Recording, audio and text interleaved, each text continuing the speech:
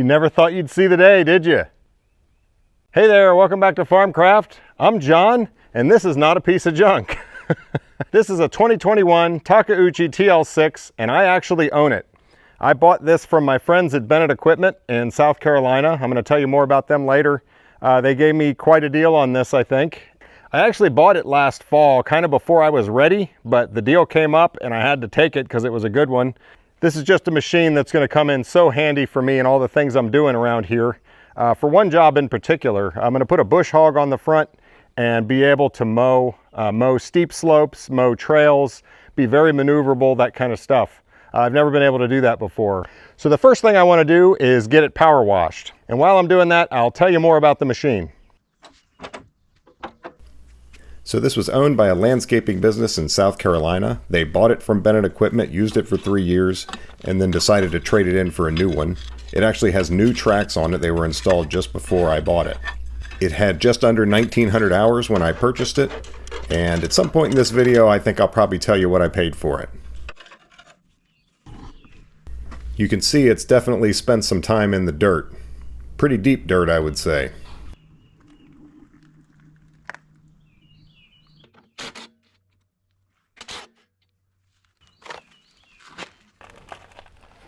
Yeah, I'd say it's been a while since we have things sprouting. This radiator is designed to flip out of the way, but the hoses and other things are all buried in the dirt down in the bottom.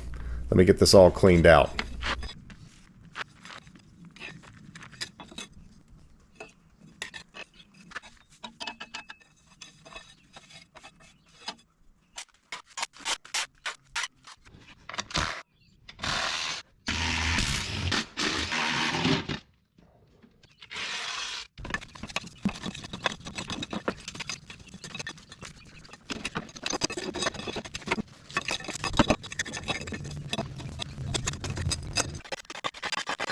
You know, obviously if I'd wanted Bennett to do a service on it, they would have, but I didn't want them to because I knew I was going to do that. So I suspect a lot of this dirt would have been cleaned out had I opted to go that route. Of course, saved me some money, so now I'm paying for it. What's funny is I need fill at the edge of my concrete, so at least I have a use for the dirt.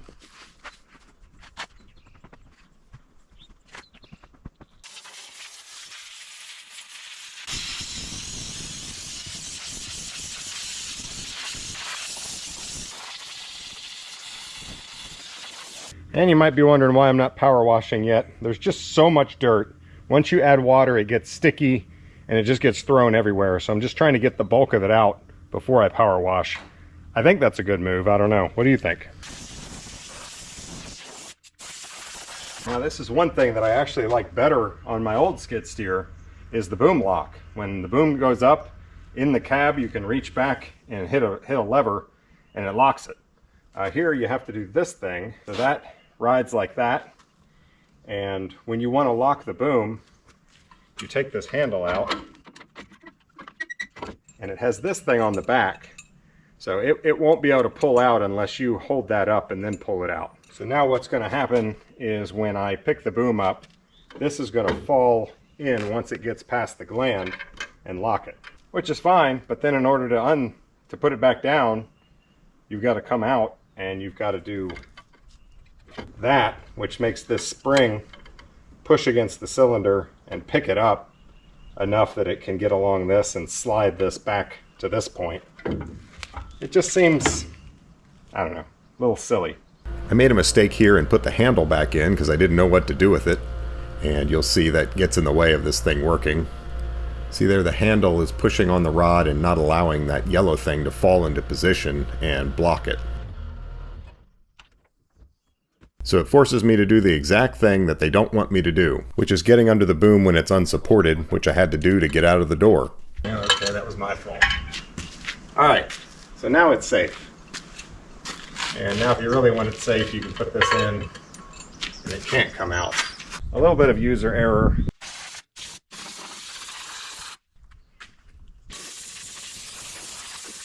So with that up, I can now get these skid plates in the front.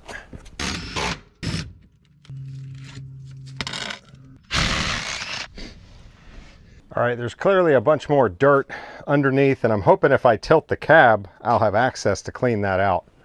So let's go ahead and do that. Now to tilt the cab on this thing, you've got a bolt here, and this guy needs to come out. Then once the cab is up, that will line up with that. You put that back in, and it can't shift on you while you're working.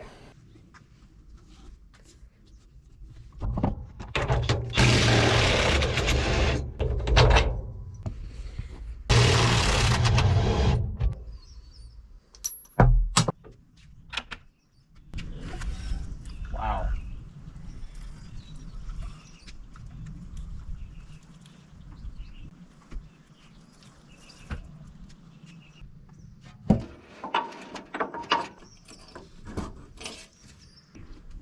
So it's interesting, I didn't realize that the floor wasn't going with it. It makes sense now that I see it, of course. Just some weather stripping there. And if a little water gets down in here, I'm sure it has a way to drain out. I may actually take that plate off because this thing here is all packed full of dirt. Yeah. Got a nice collection of pine needles and just junk. There's at least a couple inches of dirt in the entire floor of this thing. A lot of dirt. I'll clean it out as best I can, and then we're going to power wash everything. This is hard to show on camera and it's boring anyway, but mainly I'm just pushing the dirt to the skid plate opening and out the bottom. We're making good progress, and I must say that it's super easy to tilt that cab. It's just so easy to access everything, and I am able to get pretty much everything out of there between the front and the rear skid plates, even though this thing was packed full of dirt. Now this footwell area I'm going to open up as well, I think.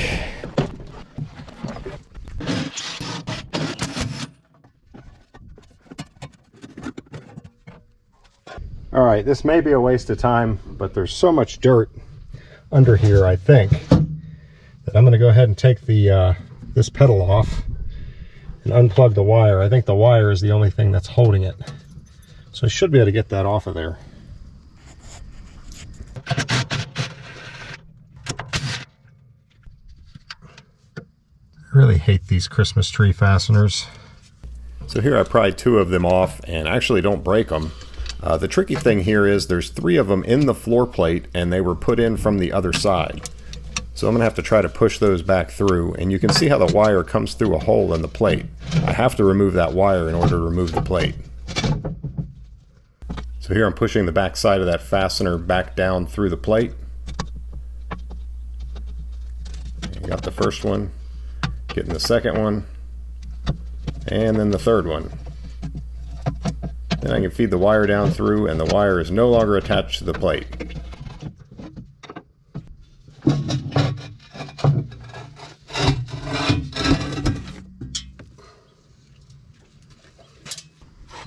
All right, what are we looking at? So here we're looking at the top of a very dirty molded plastic fuel tank. Luckily it's plastic and it won't rust. It's safe to say the drain hole in there is clogged.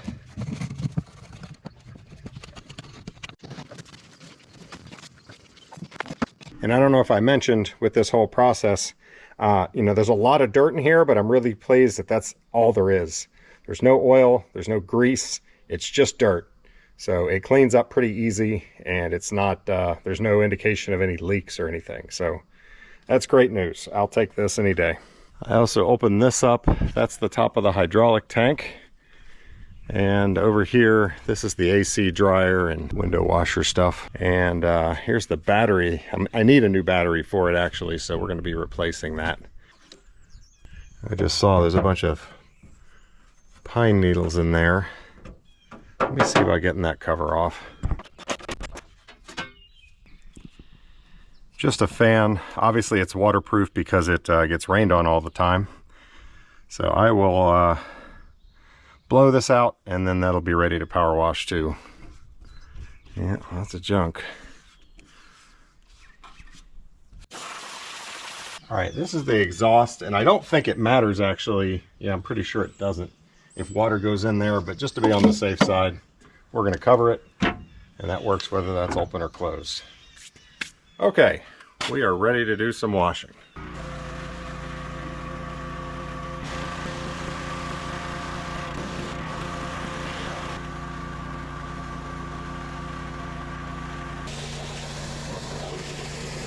The folks at Bennett Equipment told me the first thing they do when they do a service on a machine is power wash it. I'd say this one's definitely due for a good bath.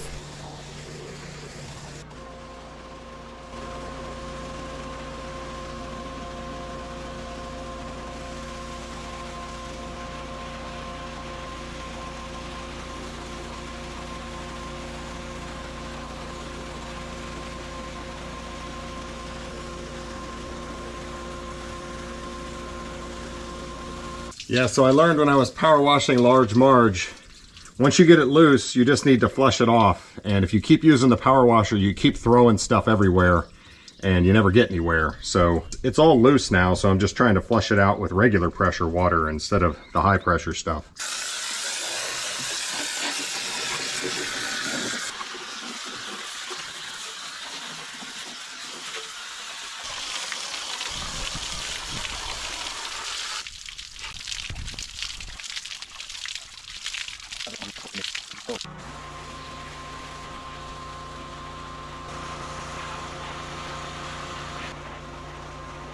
You certainly can't get it perfect, but this is what we look like now, which is a heck of a lot better than it looked before.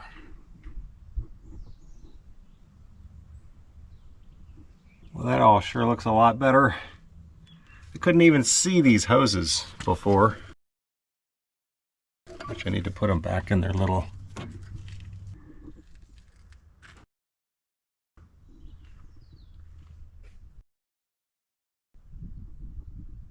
Yeah, it's kind of disappointing for such a new machine to just let it stack up with dirt like that and sit. I mean, look at these lines here. Totally rusted. I mean, they're okay. They're going to continue to last, but it's just a shame people don't take better care of things. I mean, that was all packed full of dirt. That's why that's rusted. It's a new machine. Keep it clean. If you don't keep it clean, it's going to start rusting. So I put the cab back down, closed it up, and now we can wash the outside. Getting this thing cleaned up was actually quite a big job. Took a long time. So the thing's been sitting here for a while, had plenty of time to dry out. The weather cooperated. And it still looks dirty down in there a little bit. It's just kind of impossible to get all that out. But it doesn't matter. I mean, it's the bulk of it's out, and that's going to be fine. I'm going to go ahead and put the floor pan and everything, all that back together. Still a pine needle in there. Darn those things.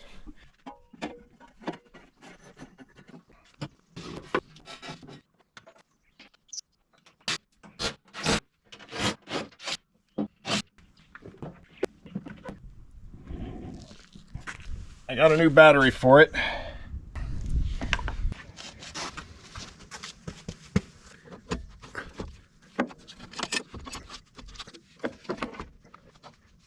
Yeah, getting this thing out and back in is more work than on a lot of machines, so I didn't want to have to do it twice, that's for sure. So it's got those like J rods, I don't know what you'd call that, but that little rod with a hook on it comes up to this bracket on both sides.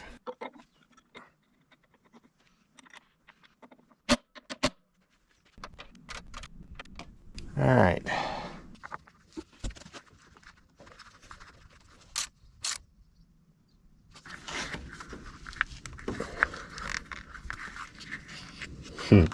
That's nice.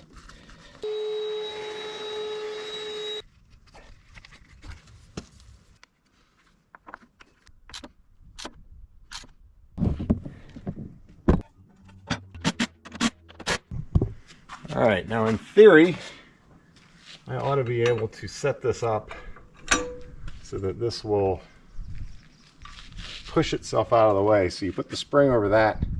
So now when I take the tension off, that spring is going to pull that up, and then I should be able to lower down without having to get out of the cab. And then I'll come back and put this in.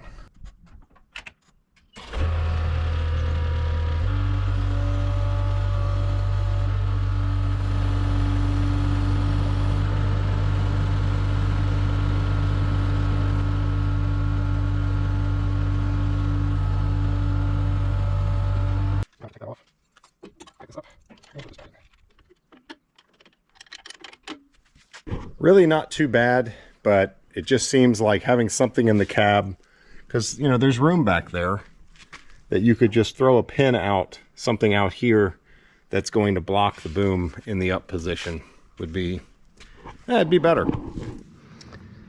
Looks kind of sad, doesn't she? I may be selling that at some point. So now that I've got it clean and a new battery, I can actually start it without jumping it. That other battery was really bad. I can move it into my covered area, get out of the sun, and let's start doing the maintenance on it. So this thing has an automatic quick attach. You don't have to throw the handles yourself, which sounds like a luxury, but actually when you have a door like this, I mean, it is a luxury still, but it's very helpful because my forks actually come up above the level of the door. So the door will only open like this far when the forks are on there. So it's actually kind of nice to be able to take them off, put them on, and, you know, as needed, whether you're going to be getting in and out, if that makes any sense. This door is probably my biggest complaint about the unit. The TL8, I believe, comes with a roll-up door, one that flips up out of the way so that you can get out regardless of the position of the boom. This thing, you know, that's your boom right there. And if that is up above this level, you're not getting out. The door will not open. Now you can take the door off, so I guess you do have that as an option, but getting it on is a pain and requires two people. Not something you're going to want to be doing a whole lot. So something to think about. So turnkey start.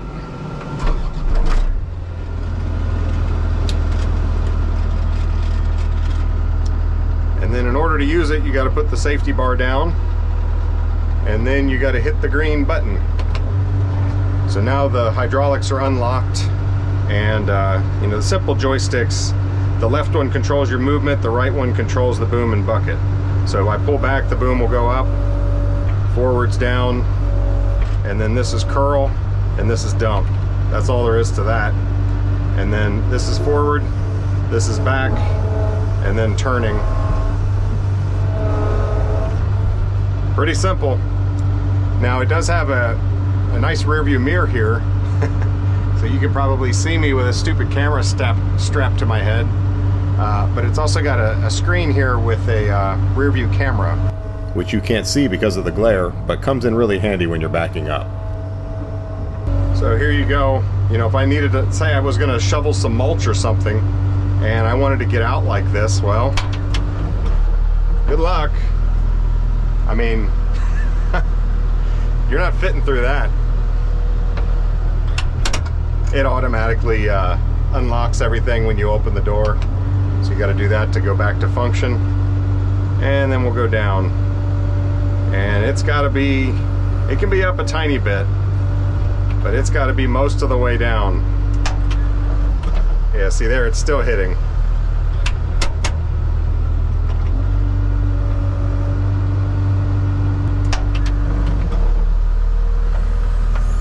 So I usually make sure I can get out before I shut the engine off. Given how I'm going to use this machine, that's something I can reasonably easily work around. But if I had a choice, if I could snap my fingers and change it, I'd have the roll-up door, and then I wouldn't have that issue.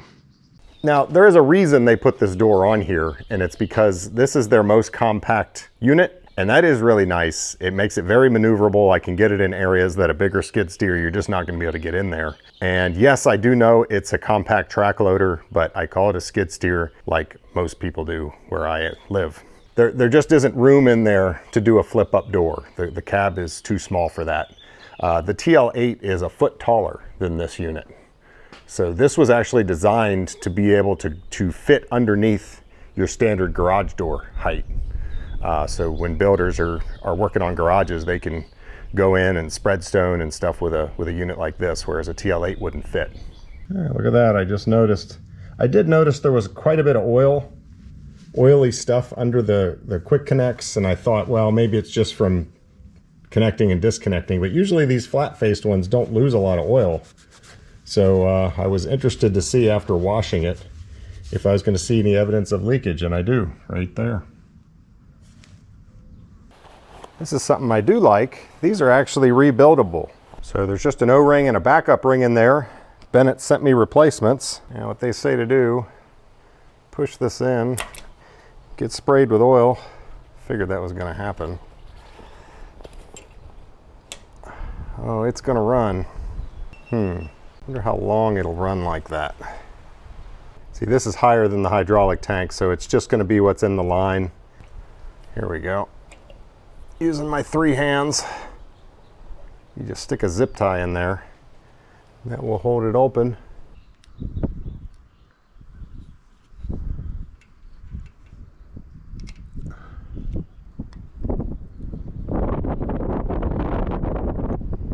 And then they say to do the backup ring first. The O-ring goes towards the pressure, so the O-ring goes inside.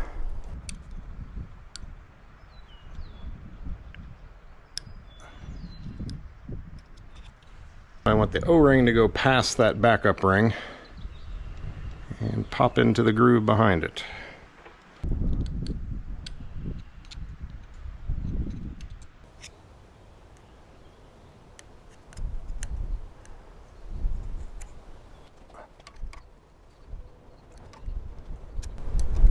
There we go.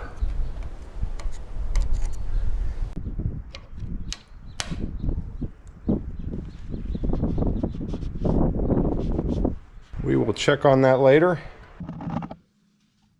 All right, so the oil on this thing, this is the oil pan. I already took the skid plate off when I was cleaning.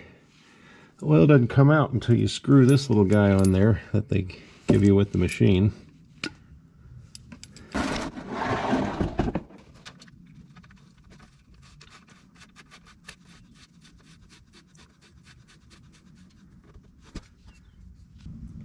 Not coming out super fast, but I don't have the upper part open. Let me open that up.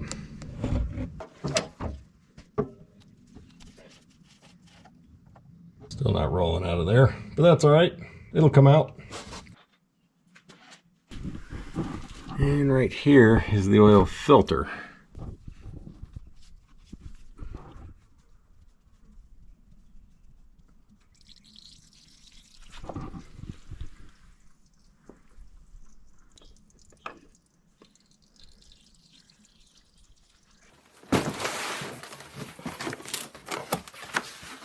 So I got all my parts from Bennett. I'm all about saving money where I can, and I priced around looking at Napa's where I oftentimes get filters and things like that. Their prices were right there with them, but they also had all the other stuff that I would need that Napa wouldn't be able to get me. The O-rings, the pilot line filter, you know, all these things that it would have taken me a lot of time and energy to try to find them and find the best deal. And, you know, it was super easy. I told him what I got. I need to do maintenance. I'm working on these things. And he just sent me back a list of everything that I was going to need. And I looked at the prices. I shot around a little bit. Couldn't find better prices. Said, let's do it. And here it is. Yeah, talk to Rob over there. If you call Bennett, he's the parts guy and really knows his stuff and gets everything for you and makes it really easy. See, some stuff comes with the O-rings you're going to need. So here's our engine oil filter.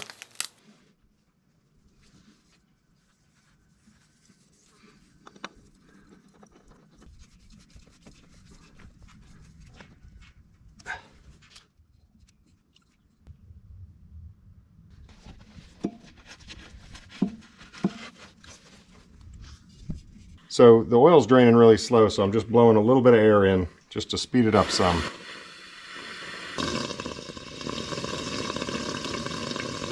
All right, we're down to an occasional drip.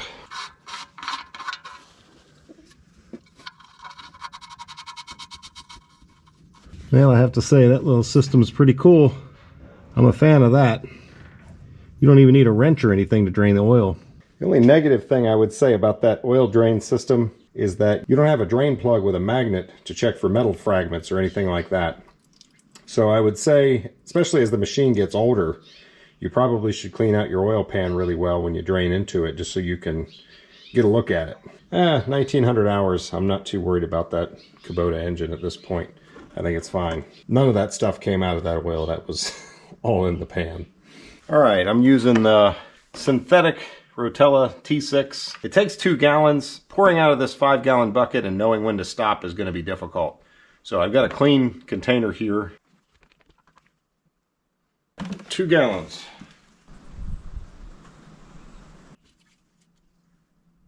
Looks like it's a little over the top, as you would expect, because it needs to fill the filter. So that's good. I will, of course, check it again after we run it. All right, here's our radiator. Radiator hose coming out of the bottom. Also hooked to it this hose, which comes over to this valve right here, and that's where you drain it. Obviously, I'm looking to drain the coolant next. Now, this thing's on a little pivot, and right now it looks like it's not going to drain through that hole, so I'm going to loosen that. We're going to pivot that over. So I realized later, rather than pivoting this, I should just take it all the way off and put the hose down through the hole. Let's open this radiator cap.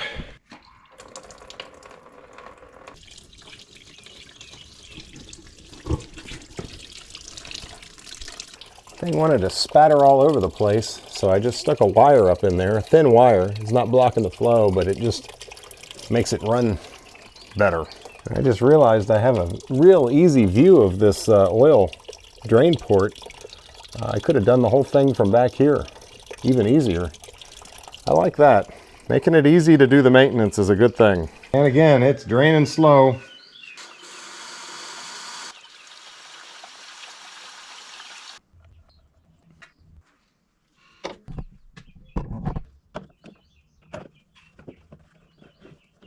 It was actually quite low.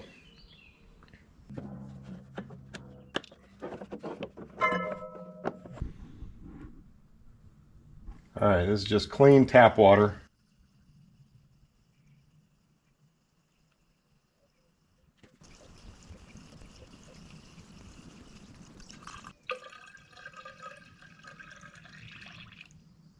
So now I want to run this thing until the thermostat opens and let it flush some, and then we're going to drain it again.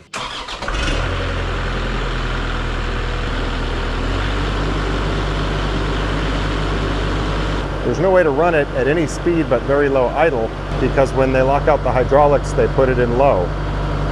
So it would just be sitting here idling instead of throttled up a little bit. So I opened this window, I put the bar down, I had to get out, shut the door, and then I reached in there and hit the green unlock button. So it's unlocked right now. If something were to hit those joysticks, it would move, but I mean, I guess if a bird flew in there and started messing with the joysticks, it'd be a real problem. But that's kind of silly. There should be a way for me to throttle the thing up when I'm working on it. I ran it until the water was hot.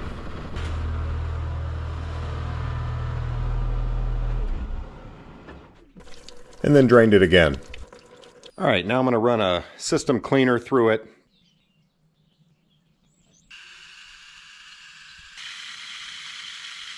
Yeah, this is going to take a while. This thing keeps foaming up. That's why I was trying to put the water in slow, but apparently I didn't go slow enough. We are just about at the top there. So same thing, going to run it till it's hot, and then we'll drain this out. Before I do that, I want to check the engine oil. Make sure we landed on a good spot. And interesting, it actually looks a little high. Maybe I'll drain a little bit of that out. I don't know.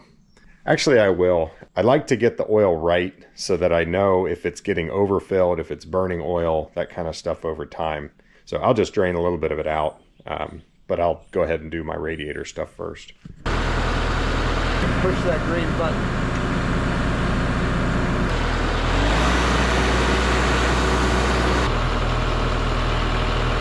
Definitely got some heat in it now. All right, we'll shut it down, let it cool for a little bit, and then I'm going to drain that back out. Okay, while I'm waiting for that to cool, you can see I've got some belt issues. This one's really loose. That one's probably okay, but I have new belts for it. Looks like we have a tensioner there. How do you get to that? Yeah, that right there. That's how.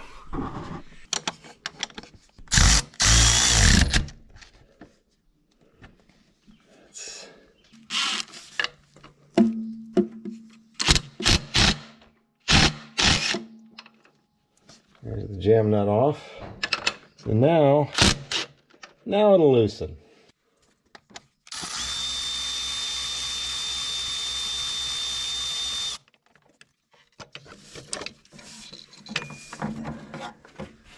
This one actually didn't look too bad, but I had to get this one off to get the bad one. This is the bad one, which is very loose and very cracked in multiple areas. And it has a tensioner on the alternator here. Well,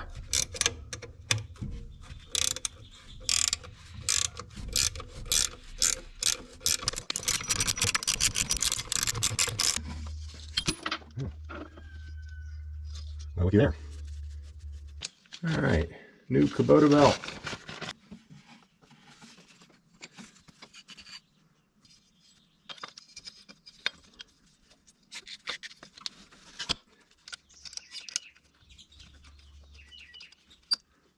These are the fan bolts, and I'm just putting them in temporarily. It uses the same holes, obviously. I just want this pulley to stay put while I'm working on it, and make sure that everything's lined up before I put any tension on this belt. Okay, I'm probably going to have to put that fan on before I tension anything. All right, so here's our other belt.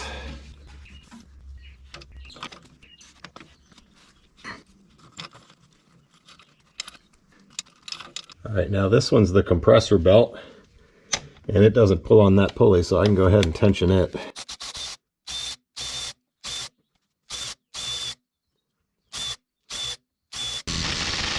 They say with 20 pounds of force, it's supposed to move a 1/4 inch.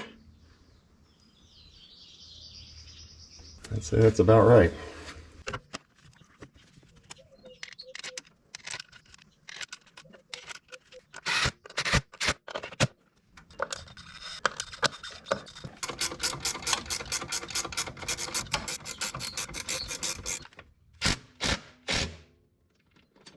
It might be a touch on the loose side according to the spec, but it's plenty tight. And I like to not run them too tight because that puts more wear on the bearings for no reason. If it doesn't slip, it's good. Now these things are probably going to loosen up, so I'll have to check these after it runs for a couple hours. Now the coolant should be cooled down enough that I can drain it. And I'm not quite done here. I got to get that tightened back down, jam nut and all. Finally got smart enough to just take that thing off of this so that I can stick it down in the hole and then it's not trying to drip everywhere. All right, while that's draining, I'm gonna go ahead and do these air filters that I took the back of it off. I don't know if you could see that. That there was sticking down and getting in the way of my wrenching when I was doing the tensioner. Let's take these filters out.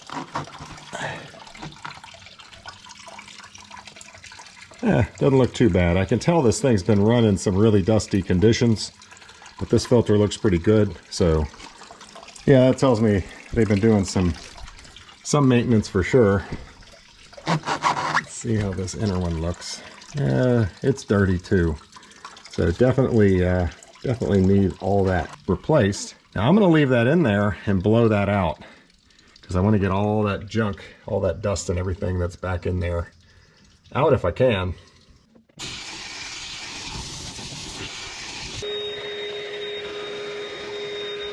So these are pig wipes, which are pretty handy. They're pre-moistened, so they're not gonna like kick up the dust. It's all just gonna stick to the wipe. It should allow me to clean that well without getting any junk in it. All right, that's about as good as I can get her.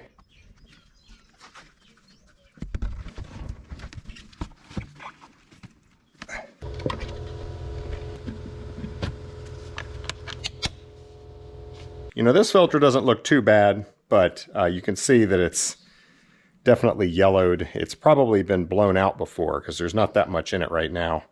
And I don't know the state of it, so I'm going to replace something like that pretty much all the time. The internal filter, generally I don't like to see any dirt at all on these. I want these looking perfect. If they don't look perfect, you replace them. Because that means dirt got in through the main filter, got into this secondary filter. But the good news is, if you look inside, it's perfectly clean. Everything in there looks good. Because obviously if it's getting through this filter, now you're dusting your engine and your turbo, and that's no bueno. So don't mess around with that. It's not worth saving a few bucks. Coolant's done draining, so now I'm going to do another rinse, and then we're finally going to be ready to put actual coolant in it.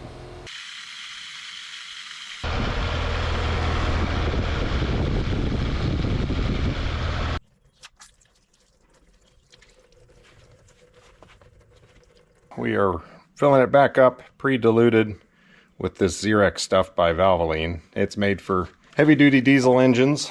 Not that this is some giant diesel, but it has the right specs.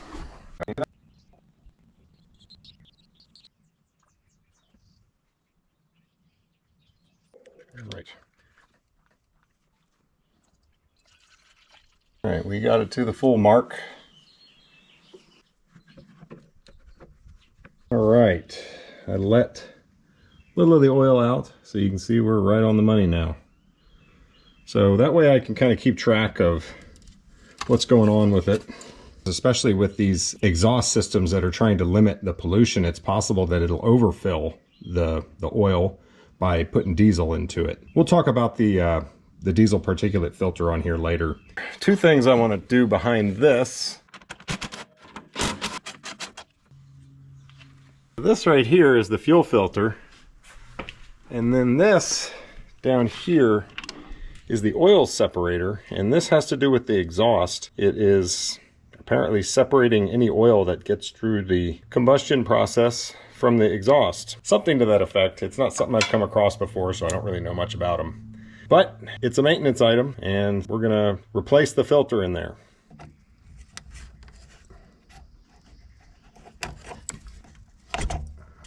And then this, yeah, it's just gonna unscrew.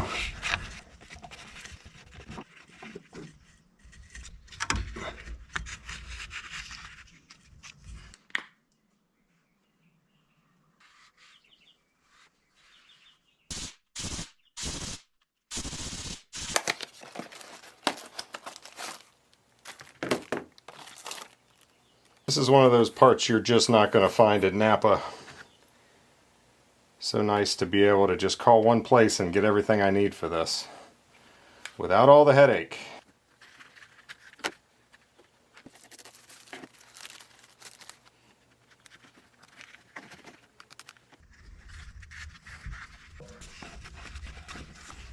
My hand is right in your way, but what are you going to do? Actually, you're kind of in my way.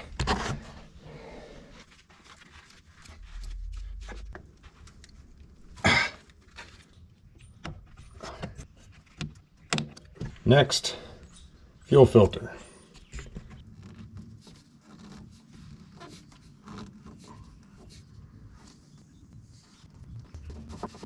All right, and I put a little diesel on the gasket there. On modern machines with auto bleed systems, you often don't need to pre-fill filters like this, but it turns out I should have pre-filled this one. You'll see why later.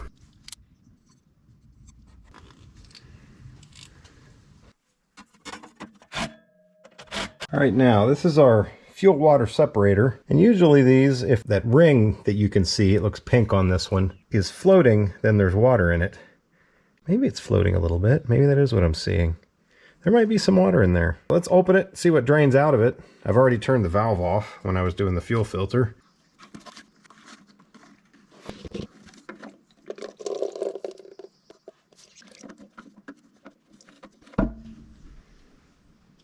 Yep, that's water in there. So if there's water in there, there's probably water in the tank too. So I'm going to need to do something with that.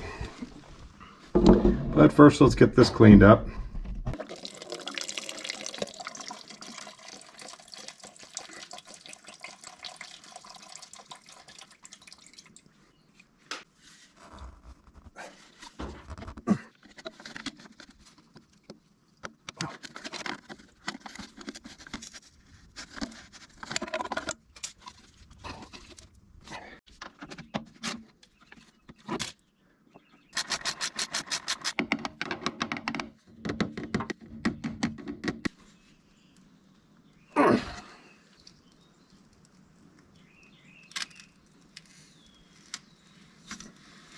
There it goes. Grief.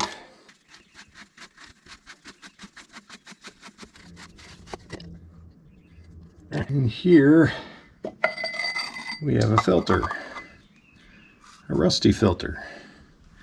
I bet you that's the original. You guys can appreciate how dirty this filter is. It's pretty bad. And up inside, full of rust.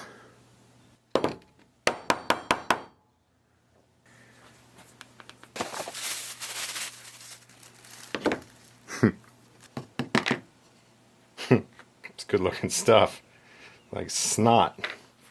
Alright, I spend a fair amount of time in this video lamenting that folks don't maintain their equipment better. So I have to say, first of all, I've been guilty of it too, but once you start working on and fixing equipment, the maintenance will become more of a priority in your mind. Now, a piece of equipment like this that was owned by a small business, basically one guy who's managing employees, customers, multiple jobs, his phone's probably ringing 15 times a day, I can only imagine how easy it is to just keep pushing off that maintenance until later. So don't get me wrong, I totally understand why it doesn't happen. People are busy, and it's real easy to push something off that doesn't really have a direct consequence right away. Alright, we're in the front of the machine, looking up in this cover plate, and there is a fuel tank drain valve here. Really get a good look at what I'm doing. I can see the nut, obviously, or the bolt, or whatever this is. Let's see what comes out and how big of a mess we're going to make. There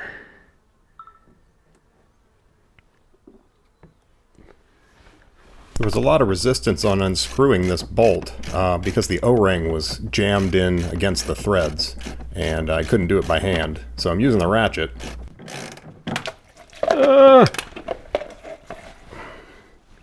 That's nice.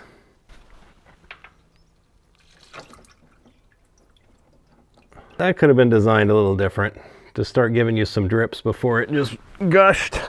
I might have caught the first stuff that came out. We'll see if there's any water in it. Either way, there's no water in it now. Now there's just a lot of diesel on the floor. Yeah, I don't see any water in that.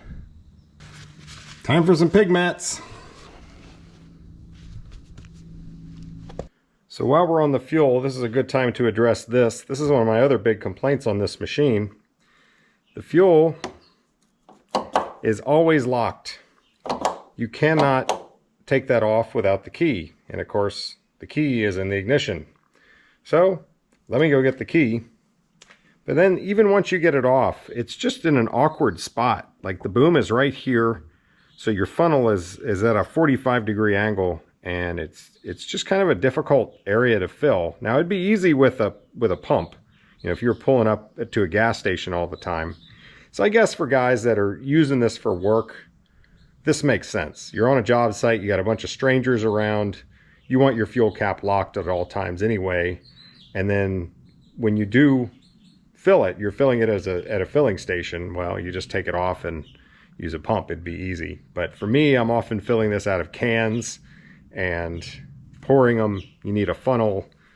It would be really nice, one, if I could easily disable this lock, and two, if it had an integral funnel that came out and made it easy to fill. But anyway.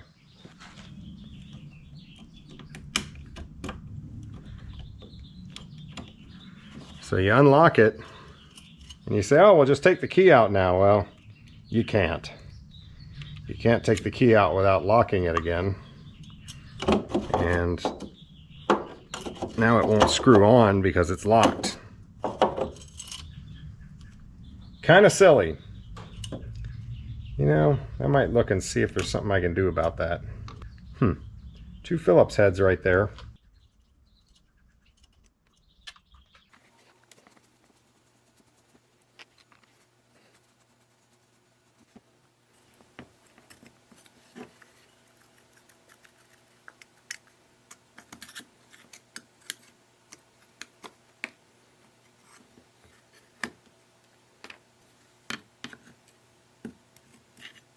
There it comes. So underneath that is this sliding plate. When you turn the key, you're sliding this plate back and forth, and when it's in the out position, it locks the cap. See there, it's sticking out almost to the rim, but here it's not even to the O-ring. But it looks like if I just flip this piece of metal around, I'll be able to remove the key and the cap will remain unlocked.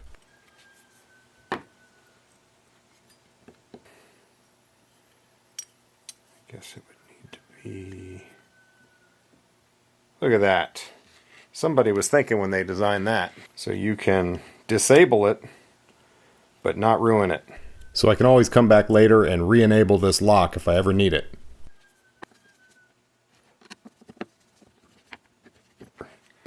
But there, it's unlocked and the key is out. Sweet!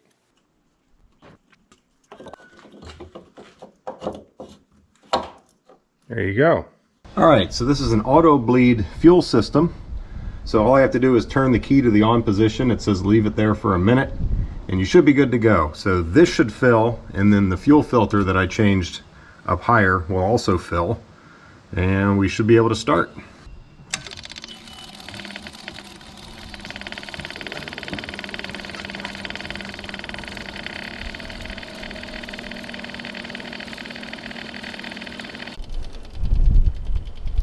Now in theory it's filling this up. It does not say to bleed it. It just says let it run for 60 seconds and then start her up.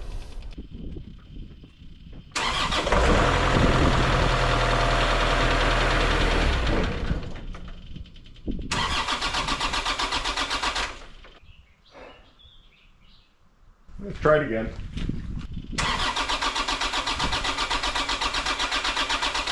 Well, I have to say my Yanmar did better than that.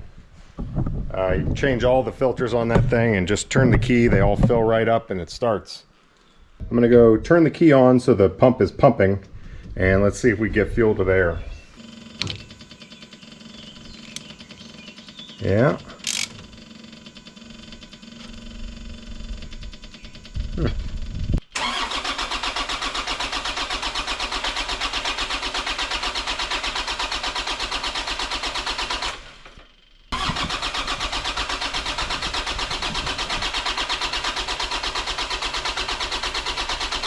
Alright, I did discover there's a primer pump back here. Let's see, where is it? Should be in your view somewhere around there. So I pumped that and it was empty. Obviously it was just pumping air, but now I can tell it's pushing on fuel. So we should start now.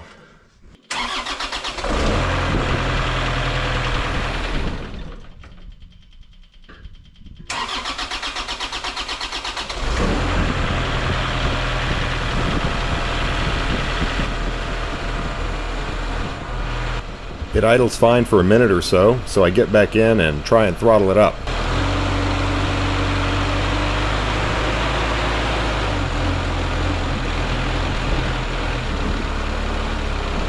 And it stumbles and then stalls. So I talked to the folks over at Bennett, said that's not an uncommon thing at all after changing the filter. They said pre-filling the filter with fuel actually helps that issue in these machines. Apparently it's a Takeuchi thing. I had such good luck with my Yanmar's auto bleed that I figured, you know, what's the point? I'll just let the lift pump fill the filter, because that's how it works in that machine. But in this one, maybe next time I'll pre-fill that guy. It is facing up and pretty easy to do right here. But the primer pump is definitely necessary, and I found, turn the key on, let the lift pump run, the lift pump's right here, and then reach it down and prime it while the lift pump is on. And the primer got good and hard, and I pumped it for a while longer just to make sure it's really pushing everything through the injection pump and into the return line. And I think that really did the trick. So yeah, always little things like that to learn, the little quirks of your machine. I must say though, I'm surprised. Considering Yanmar's got an auto bleed system that just works, I don't know why they don't, especially considering my Yanmar's like a 2004. Anyway, let's go on to the next thing. All right, so this little thing is cool, but it doesn't come, there's nowhere on the machine to store this thing. And I don't really want it cluttering up my toolbox for the next year. So where do you put this thing? Well, it turns out they sell a grease gun that fits in here. Now I don't need a grease gun on my machine because I'm on a farm. I just have my grease guns where I have them. It turns out it's a little too narrow up here, but if you take out one of these little rubber pad things, it fits in there really well. So then all I need to do is put something across there so that it can't come off. And that's where an old hard drive magnet I think will do just fine. That's on there really well. I don't think that's going to come off. Just to be on the safe side until I know for sure, I am going to zip tie this down here. So the next time I use it, I'm going to have to cut that zip tie. So that's where it's going to stay until the next time I need to change the oil. And hopefully from, if this is still there after using this thing for a year, and I won't need to worry about the zip tie. I'm surprised they didn't just weld on something that would screw onto, like right there. Maybe have a little loop here so that it can't twist out. Put it in the loop, screw it on, you're done. There's plenty of room there. All right, it's now time for the hydraulic fluid. Return filter is there, and the suction strainer is going to be under here. And this is the breather. First thing I want to do is drain it out. Yep, that looks like a giant drain screw there. I'd say the oil is going to come out pretty fast from that. And there's something like 8 gallons in there.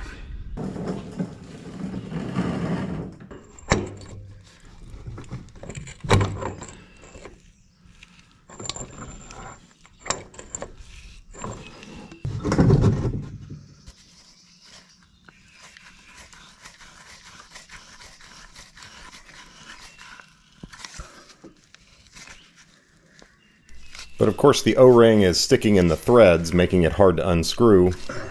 I think you can see where this is going.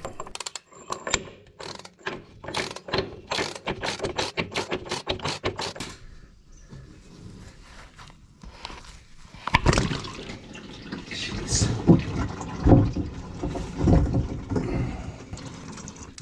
Sometimes there's just no way not to make a mess. For some reason this thing just didn't want to unthread easily. So I'm really having to reef on it, and I have no idea when it's going to let go, and it just, bam, it explodes. And even with this huge drain pan, makes a big mess. Oh well, I'm pretty good at cleaning up oil. I got pig mats.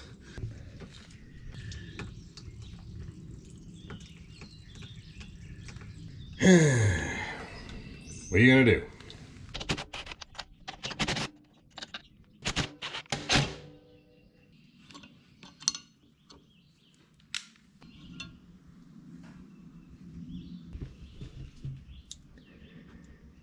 And down in there is the suction strainer. And the good news is the inside of the tank looks spotless. I don't see anything concerning in there. So let's keep it that way.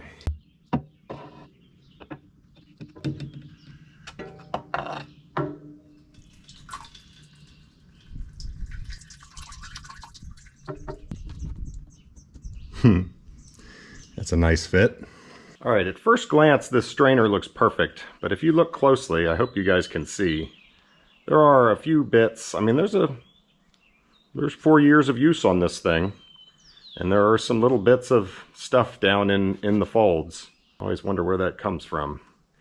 So I am going to blow it out with air first, but you want to be careful when you're doing this. You do not want anything getting in there. Use clean rags, because anything that gets inside is going to your pump.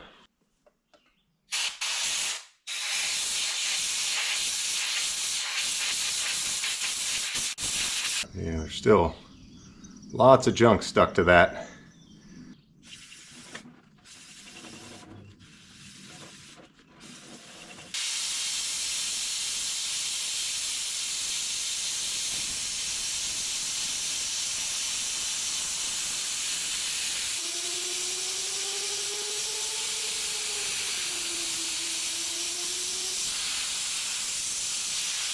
Yeah, that looks really good now. And I haven't set this thing down on anything because I don't have anywhere clean enough in my opinion to set it. I guess I could set it on one of these clean rags, but I'm just going to put it back in.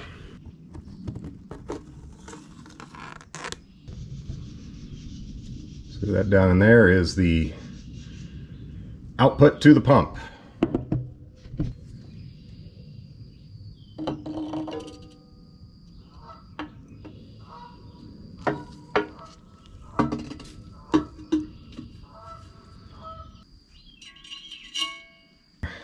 cleaning up. So it's kind of easy to become overly worried about contaminating your system. You know, obviously you want to do the best you can, because it is a big deal. You get something in there that's abrasive, it can cause many thousands of dollars worth of damage really quickly. But the reality is, you know, it's sitting open and say a fleck of paint falls in there. Well, a fleck of paint is not likely to scratch metal. It's probably not going to do anything, and it would just get pulverized in the system and then, or, you know, caught by the filter. And it would just sit there until the next filter change. So, you know, a little dust from the air, as long as it's not like sand, dirt, bits of metal, it really is unlikely to do anything. It's going to get caught by the suction strainer, and then it's going to get caught by the filter, you know, rushing through the hydraulic lines into a hydraulic cylinder and then back out and to the filter it goes. But obviously you do want to be careful. That would be that one.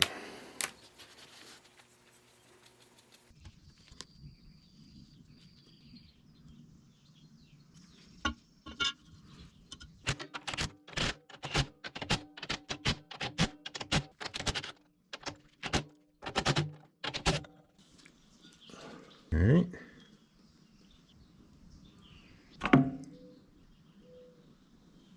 So this is the main return filter that filters down to the micron level.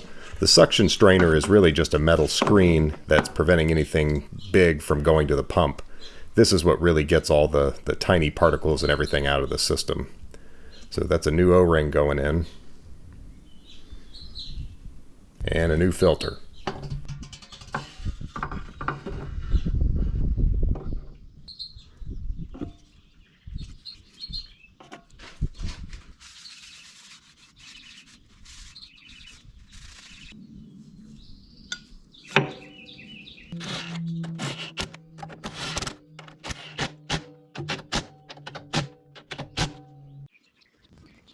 Yeah, my handwriting's terrible. Oil and filters, plural. There's another filter we need to change. Now for this one, we got to tilt the cab again. Luckily, tilting the cab in this machine is nothing. All right. So the filter we're after here is in that housing right there, and that is the pilot line filter. It filters all the oil going to the pilot controls, to the joysticks. Something tells me that's going to be a little messy.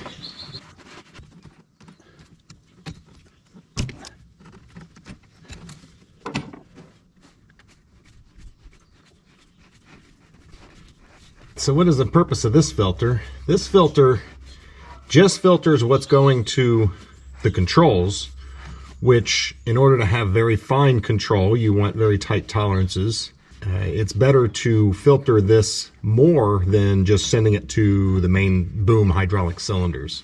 Lots of machines will actually have, you know, the primary hydraulic filter, which is usually something like 10 microns. Oh yeah, there it comes. And then they'll have a secondary filter that doesn't do all of the oil at like 3 microns. So I suspect that's what's going on here, because the controls obviously don't need the full flow. You know, it's not like lifting the boom up, which requires lots of fluid very quickly. So you can run it through a finer filter, and you're going to have less flow, but that's fine because you don't need it. But overall, your entire hydraulic system will be cleaner because you've got a 3 micron or maybe even a 1 micron filter in the system, picking out all that little stuff. Now, how do I get this out of here without just making a huge mess? Come on.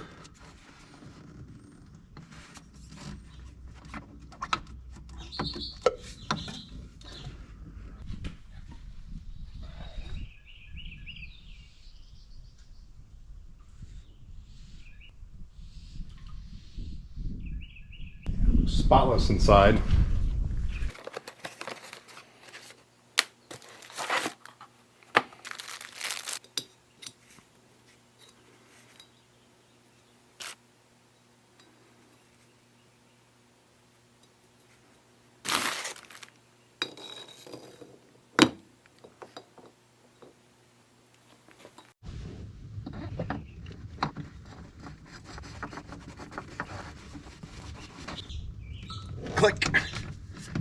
How much of a mess did I make?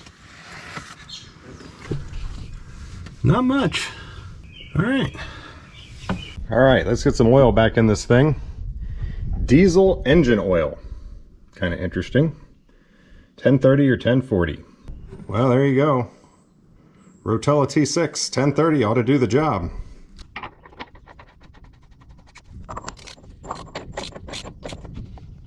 So we've got a little sight glass right in there. Red mark here and low here. And it wants it right in the middle since we're at room temperature now. And when it gets hot, it'll be up towards the high mark as that fluid expands. Very tight.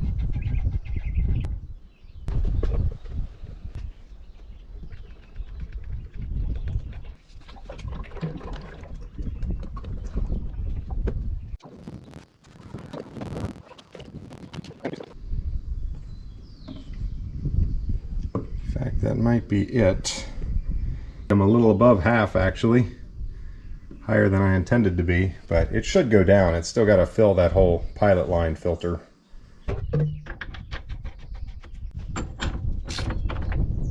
While I'm here, I'm going to get a look at this breather.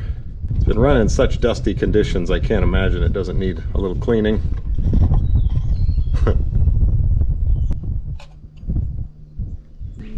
Get that cleaned up.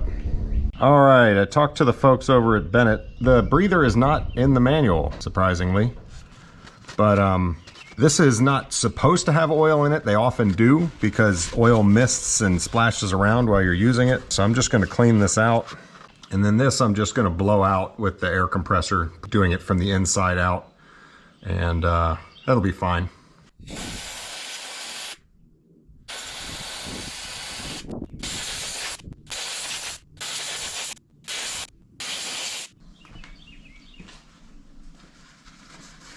But I just checked and the oil level has dropped, so I think this thing is actually slowly filling up just because the tank level is higher than that. But what it wants you to do after you've done any hydraulic work like this is bleed air from the pump. Just in case any air got in the pump. I don't see how it would. But I'm going to go ahead and do it because you don't want to mess up your pump, I can tell you that. 5 maybe? Nope. 4.5. Are you sure that's not a 5?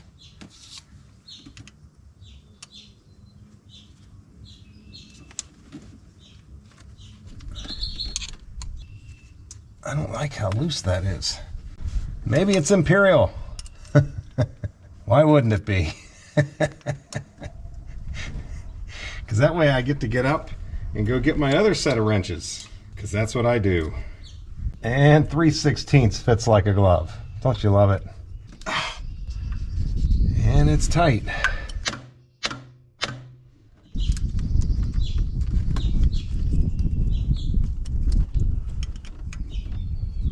Good old tappy tap. All right, so I would think this thing would be full of oil and it's just going to come out as straight oil. Hopefully not too rapidly. Yeah, there's no air in there. I was thinking about it. I did take the tank to empty, so it is possible that some of the oil that was in here could have left. But you definitely want to make sure there's not air in your pump before you start it, or you ruin your pump. And you know that's going to be cheap. Okay, so I am done under here for now. So I'm about to untilt the cab and bolt it back down. So now would be a good time to talk about this guy. This is a diesel particulate filter, or a DPF. This machine does not require DEF, which is diesel exhaust fluid. DEF is used to reduce the nitrates that are produced by a diesel engine. It tends to be on bigger engines apparently. This engine is a 62 horsepower, something like that. And they were able to make it efficient enough. The nitrate production is low enough that it passed the EPA regulations without requiring the use of DEF, which that is a great thing for me because I don't want to deal with any of that. This is a DPF and it's pretty automated. I don't have much to do with this, but it is interesting to see how it works. So this is the intake. Behind here are the air filters. This is where the air actually goes in, and this is the filtered air coming out, which then wraps down into the turbo, which is right here. And then the turbo is coming into this guy, the DPF. So this it's like a catalytic converter and a filter. It's catching all the soot, that the black smoke that diesel engines usually put out. And then it monitors the filter for clogging. Because as the soot builds up, the amount of back pressure as it's trying to exhaust the engine is going to increase. And then the computer says, okay, you've got too much soot in your filter, we need to do a burn off. And it does it kind of automatically. Occasionally you have to actually do it manually. And it depends on how you're using the machine. What actually happens is the computer has control of the injectors. I think this is really clever. And what it wants to do is get the temperature in here very high so that all that soot will burn completely. And the way that it does that is it actually does some diesel injection on the exhaust stroke in the engine. So it does a normal power stroke. You know, you're coming up for compression, it injects the diesel, boom, you get power. Well, now you're coming up for exhaust, it injects more diesel. So it's actually putting unburned hydrocarbons in the exhaust, which then come in here and start to burn. So this becomes a secondary burn chamber that gets very, very hot. They do caution you that you need to make sure you're not around combustibles, you know, a bunch of dry grass, pine needles kind of thing, when it is doing one of these burn-offs, because it could potentially send an ember out of the exhaust.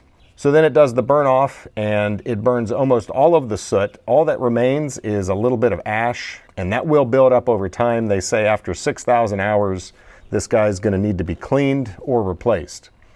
And you know, that's it. That's all you have to do on this machine. So when does it do the burn off? Well, if you're using the machine hard and the engine's getting hot and the exhaust temperatures get high enough, it will generate high enough temperature in here to rid some of that soot. Sometimes the computer will cause it to burn off while you're in the middle of using the machine and you won't even know it. It won't change your functionality at all. But sometimes it requires a manual burn off, and that is when it tells you you have to park the machine. It takes like 15 minutes, and it's going to deliberately put a bunch of diesel in the exhaust, increase the temperature here, and burn off all the soot while it's sitting there, you know, not being used. I've used this thing quite a bit so far, and I've not had to deal with that. It says the reason you have to do that is if you leave it at low loads for long periods of time, where you're not getting any burn off at all during use. In other words, if you let this thing sit and idle for hours on end, you're going to end up having to do that. For me, the DPF is not a big deal. If you know the time comes and I've got to sit there for 15 minutes while it's doing its manual burn off, that's just not that big of a deal to me. It might annoy me at the time, but I'll take that over DEF any day of the week.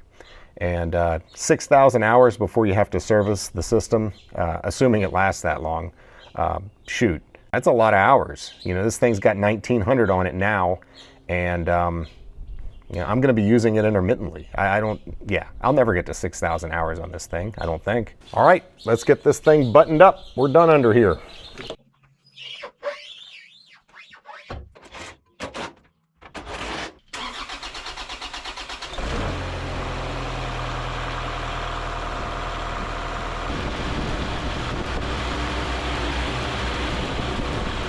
All right, as I suspected, the hydraulic oil dropped down quite a bit. So let's top that off.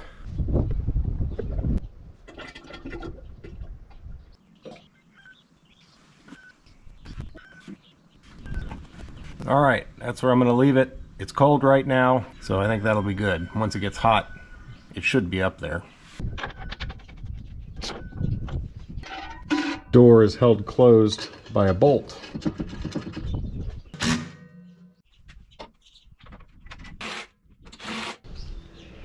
All right, we are done back here, but we're not done.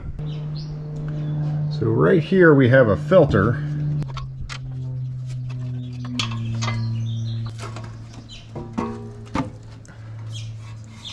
Ah, yeah.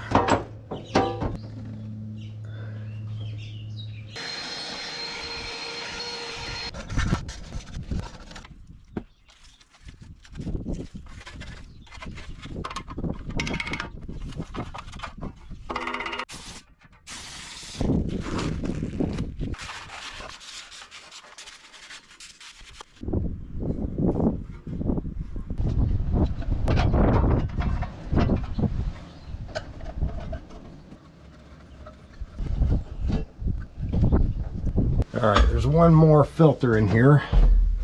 This is for the interior recirculation air. And this one is cleanable, but the weather stripping's all coming off of it, and it was cheap. So here's a new one. It just slots down in a couple slots there.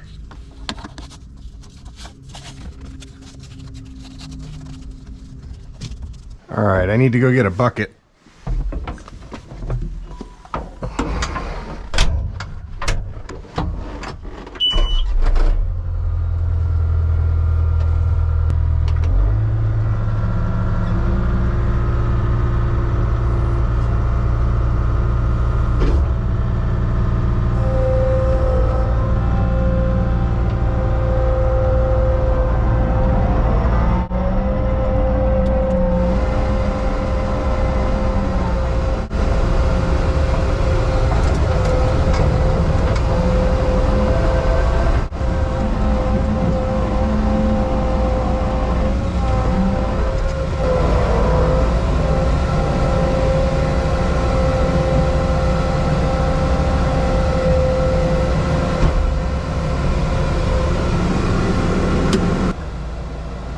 It locked, but I always like to lift up the bucket and look underneath just to confirm those pins are in the right place.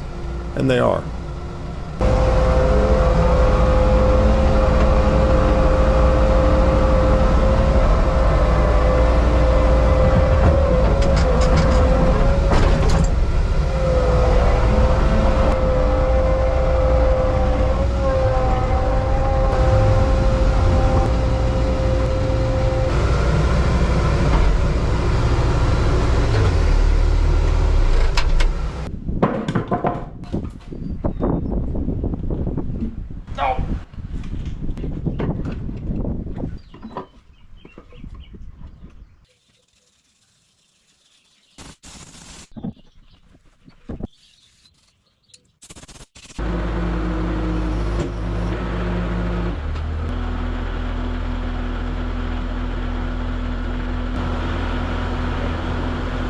First thing I'm going to do is check the track tension.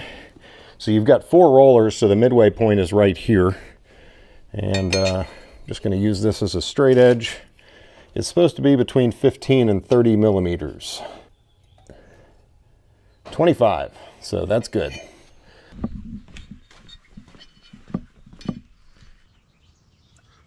.22. So track tension is good. Last thing I think this is the last thing I need to do, is the final drive oil. I bet it's the original.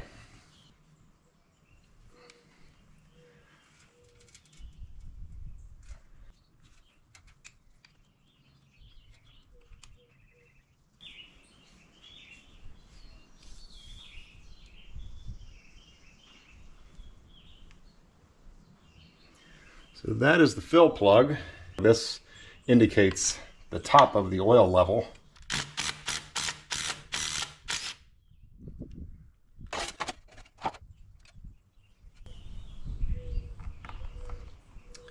Yep, that needs changing. Just smells like gear oil. It doesn't smell burnt, at least. This probably isn't worth worrying about, but I'm sitting here waiting for the oil to drain anyway. Just getting the Teflon tape that's in here off as the bucket sags down. Gives you a little mini heart attack. And you don't use Teflon tape in hydraulic systems because stuff like this gets into your control valves. And I mean, you can use it, you just have to be very careful that none of it gets in. For something like this, it doesn't matter because it's just a big old gearbox. Any Teflon tape that gets in there is just going to get demolished and not hurt a thing.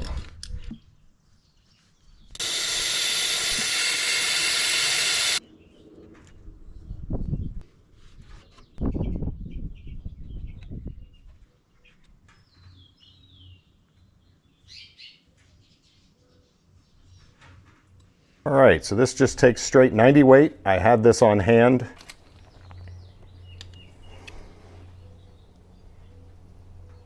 And whenever I do these, I find myself wishing I could flush it out with something, but you can't really get the very bottom bit of oil out of there. So like flushing it with diesel fuel or kerosene or something doesn't really make sense because you're going to then end up having that stuff in your oil. The only thing you can flush it with is the 90 weight gear oil. So I always just find I end up filling it up with the right oil, and then just make sure you change it on time next time. Seems like the best plan.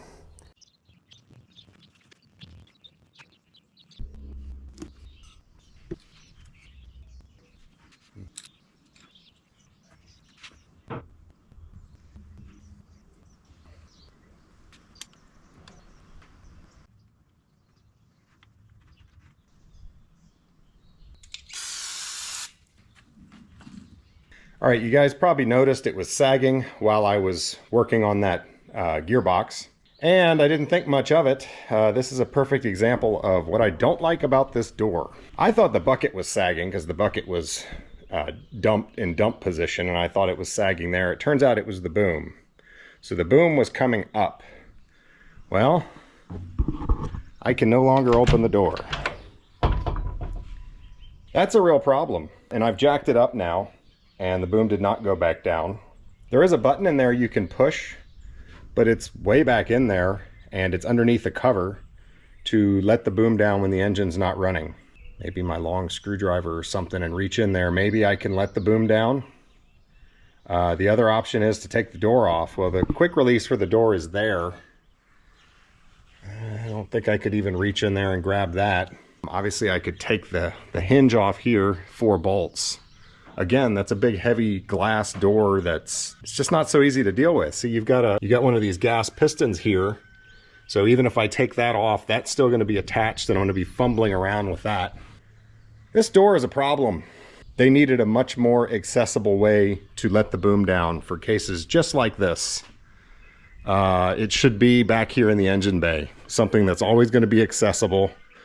Let me open this up and hit a button right here to let the boom down when you have a door like that. You know what? That button is right there. Maybe I can reach in there with a screwdriver and do it. The button is actually under the cab, and you can see it right here when the cab is tilted. Of course, I can't tilt the cab without opening the door to take out the bolts. Trying to light up that button, and when I press it, the boom's going to come down where my screwdriver is.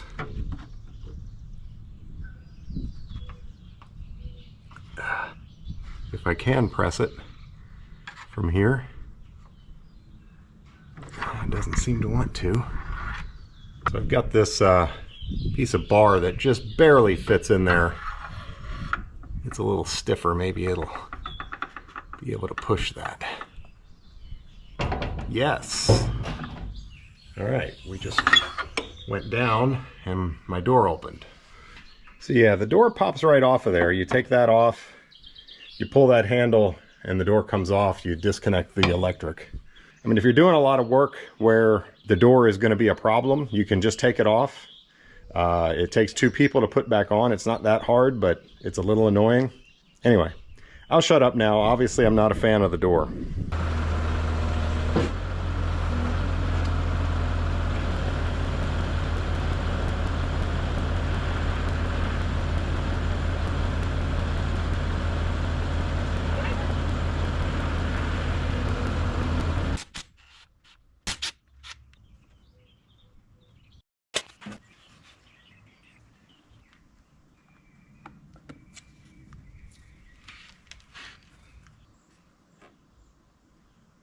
The oil's actually right there.